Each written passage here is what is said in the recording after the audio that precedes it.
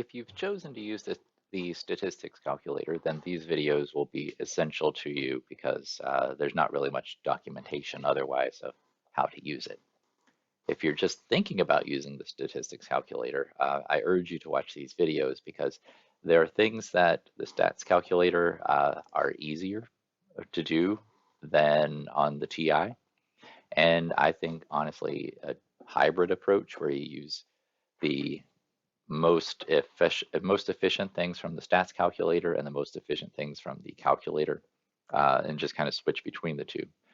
You'll always have the stats calculator available to you during tests, and that's perfectly fine.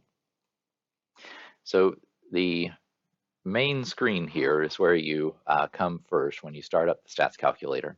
And of course, the link to these are just embedded in each of the homework assignments. And this little box right here doesn't look like much, but it's a full-fledged scientific calculator. In fact, you can do any operation that you can do on the TI, you can do right here. So for instance, if you just want to do basic operations, so of course, like, 5 plus 19. You can press enter and it will calculate, or you can hit the calculate key, doesn't really make a difference, and it will output the answer for you. All right, if you want to do more advanced things like with the order of operations, so for instance, if we wanted to do 8 times the sum of 4 plus 5, it fully understands the order of operations exactly as you were taught in class. So this would do 4 plus 5, which is 9 first, and then multiply by 8, giving us 72. Whereas if we remove the parentheses, it would do the multiplication first, and then the addition, which would be a different answer altogether. So it uses the order of operations in its calculations, and that's great. It also can do exponents. So for instance, if you wanted to do, let's say 5 raised to the third power. This caret key is pretty common among calculators to represent exponents, and you just press Shift and 6 on your keyboard, and that will give you the exponent key. So 5 to the third power is the same thing as 5 times 5 times 5, of course, which is 125. If you need to do other functions like square roots, for instance, unfortunately, there's no square root key on the keyboard, but you can type in the name of the function. So for instance, sqrt is a pretty common function name for square root.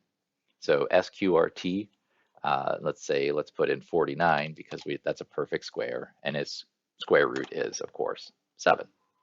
If you input something that's not a perfect square, it can still handle those operations just fine. If you want to embed those operations with other things, you of course can. You could do like 5 plus 10 times the square root of 15. It'll handle it, no problem whatsoever. So even though this box doesn't look like much, it can handle a lot of stuff. And in fact, it can handle all kinds of different mathematical operations that we won't use in this class. Like for instance, if you've ever taken a trig class and you know what the function sine, sine is, or cosine, that sort of thing. It even knows the value pi. So you could do the sine of pi over 3, and it would come up with that particular answer. If you just wanted to know what pi is, well, it already knows that pi is that. It can do logarithmic things, like for instance, if I do log of, say, 2, for instance, the only difference from this logarithm is, generally speaking, you have ln as the natural logarithm. In fact, ln isn't defined with this calculator. Log is the natural logarithm, which is just the way that some calculators operate. So you can always change it into like a log base 10 if you just divide by the natural log of 10. So doesn't matter. We're not using logarithms in this class. I don't even know why I'm going into that tangent. But the point is, anything that you can do in a scientific calculator, you can do here as well.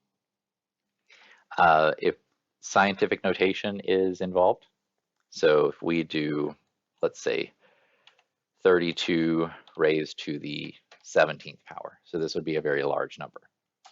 It gets so large that the calculator overflows into scientific notation. So we have 3.86 and then some additional numbers and then this e plus 25.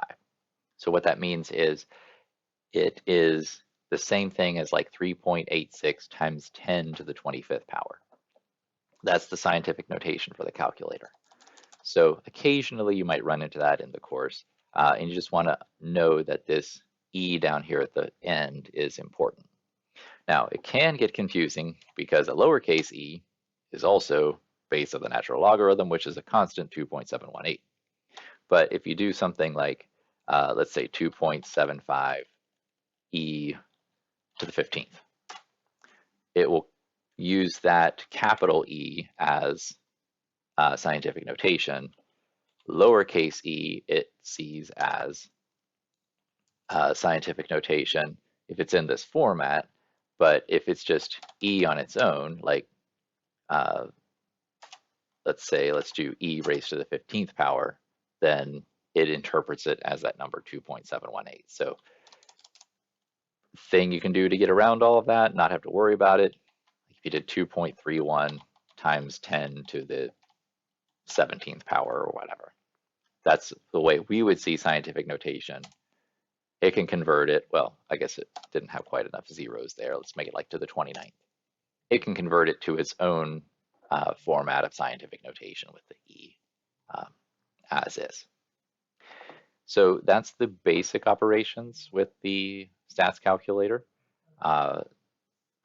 It'll do anything that you need for this class and for really many other classes, but it's specifically designed for the statistics class in general. So if you choose to use it, these videos will help you along and understand how to work it.